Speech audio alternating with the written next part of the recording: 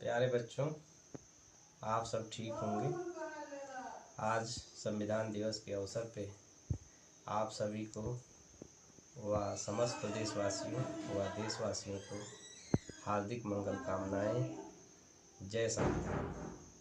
प्यारे बच्चों, संविधान हमारे जो कि है सम मतलब होता है बराबर, विधान मतलब होता है कानून।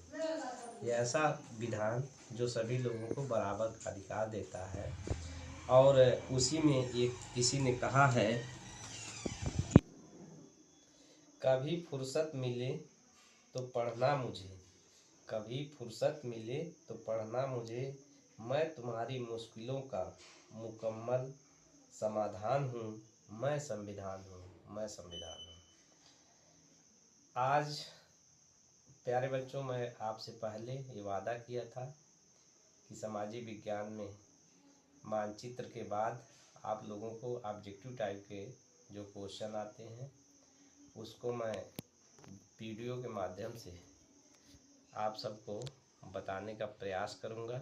और मुझे आशा और विश्वास है कि मेरे द्वारा जो प्रयास किया जा रहा है उसमें आप लोगों को 20 में से 18 क्वेश्चन आप लोगों को पेपर में आ जाना चाहिए। मैं अपने भरसक प्रयास करूंगा कि आप लोग अच्छे अंक अर्जित करके समाज विज्ञान में और लाए, और मुझे बहुत ही अपार खुशी होगी। और इसी क्रम में आज मैं, जैसा कि हम लोग जानते हैं कि सामाजिक विज्ञान में 4 पार्ट होते हैं। राजनीति जिसको नागरिक शास्त्र कहा जाता है, इतिहास दूसरा पार्ट, तीसरा जो है भूगोल है, चौथा अर्थशास्त्र।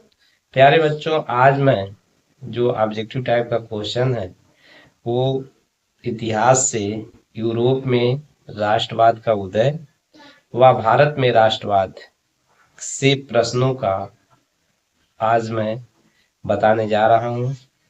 पहले है फ्रांस में राष्ट्रवाद का उदय।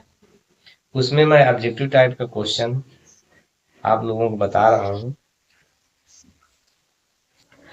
प्यारे बच्चों, राष्ट्रवाद के उदय में इस प्रकार से पूछा जाता है कि फ्रांस की क्रांति का अग्रदूत किसे कहा जाता है।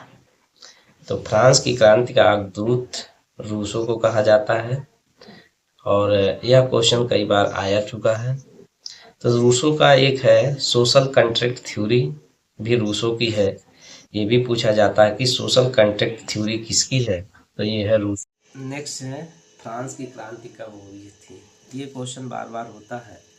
यह फ्रांस की क्रांति 1789 ईस्वी में हुई थी, और इस क्रांति के लिए कई कारण थे, जिसमें कि सामाजिक, आर्थिक, राजनीतिक, धार्मिक, दार्शनिक।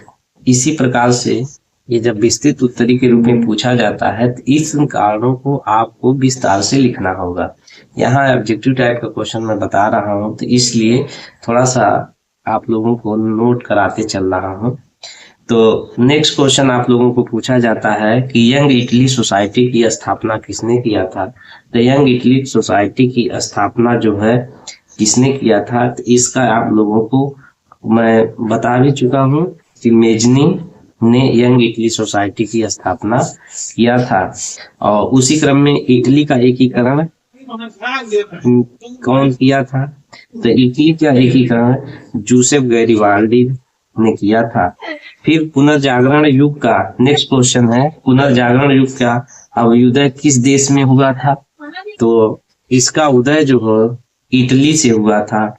और 1848 में क्रांति के समय ये राज्य जो क्रांति हुई थी उसके फलस्वरूप उसमें क्या निष्कर्ष निकला था, तो उसके फलस्वरूप जो गणतंत्रात्मक व्यवस्था की स्थापना हुई थी।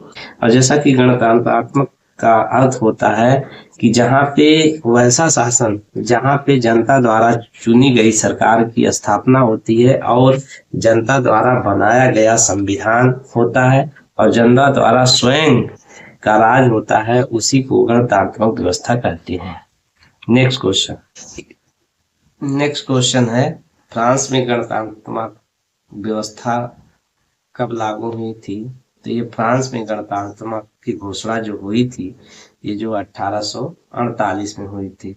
नेपोलियन का संबंध किस देश से था, ये भी क्वेश्चन ऑब्जेक्टिव टाइप कई बार पूछ चुका है। तो नेपोलियन का जो संबंध था वह फ्रांस से था। कि इसी तरह से पूछता है कि ऑटोमन बिस्मार्क का संबंध किस देश से था, तो ऑटोमन बिस्मार्क का संबंध जर्मनी से था। ऑटोमन बिस्मार्क के बाद आप लोगों को ये भी पूछा जाता है कि नेपोलियन बोनापार्टा की पराजय कब हुई थी, तो नेपोलियन बोनापार्टा की पराजय 1815 में हुई थी। फिर पूछा जाता है जर्मनी के एकीकरण का मुख्य भूमिका किसकी थी। जर्मनी के एकीकरण में मुख्य भूमिका कौन सा था जो कि उसकी भूमिका महत्वपूर्ण थी, तो वो था ऑटोमन बिस्मार्क था। उसी क्रम में आप लोगों को नेक्स्ट क्वेश्चन पूछा जाता है कि निम्नलिखित में से 1800 जर्मनी का जो है प्रथम सम्राट किसे घोषित किया गया था, तो था कैसर विलियम प्रथम को जो है जर्मनी का सम्राट घोषित किया गया था। फिर नेक्स्ट क्वेश्चन पूछा जाता है कि वियना की संधि कब हुई थी, तो वियना की संधि जो है 1815 में हुई थी। फिर इसी क्रम में नेक्स्ट क्वेश्चन पूछा जाता है कि ब्रिटेन, रूस, प्रशा, ऑस्ट्रिया जैसी महाशक्तियों ने 1815 ईस्वी में पराजय का सामना करना पड़ा था किसको, कौन सा शासक था जो 1815 में ब्रिटेन, रूस, प्रशा और ऑस्ट्रिया की महाशक्तियों का सामना करना पड़ा था और पराजय उसको झेलनी पड़ी थी, तो वो था हिटलर। और 1889 में फ्रांस में राष्ट्रवाद का प्रथम अभिव्यक्ति का क्या परिणाम था, तो यह परिणाम यह था कि फ्रांस की क्रांति थी। इसके बाद निरंकुशवाद का क्या तात्पर्य है, तो निरंकुश ऐसा शासन व्यवस्था जहाँ पे राजा द्वारा बनाया गया स्वयं का संविधान होता है, राजा अपने आधार पे से संविधान बनाता है, जब चाहे तब उसको समाप्त कर सकता है। इसलिए ऐसी शासन व्यवस्था जहाँ पे किसी प्रकार का अंकुश ना हो, बल्कि अपने मन से जब चाहे उस संविधान को परिवर्तन कर सकता है, जब चाहे उस संविधान को बना सकता है, तो ऐसी व्यवस्था को ही निरंकुश व्यवस्था कहते हैं, निरंकुशवाद कहते हैं। धन्यवाद।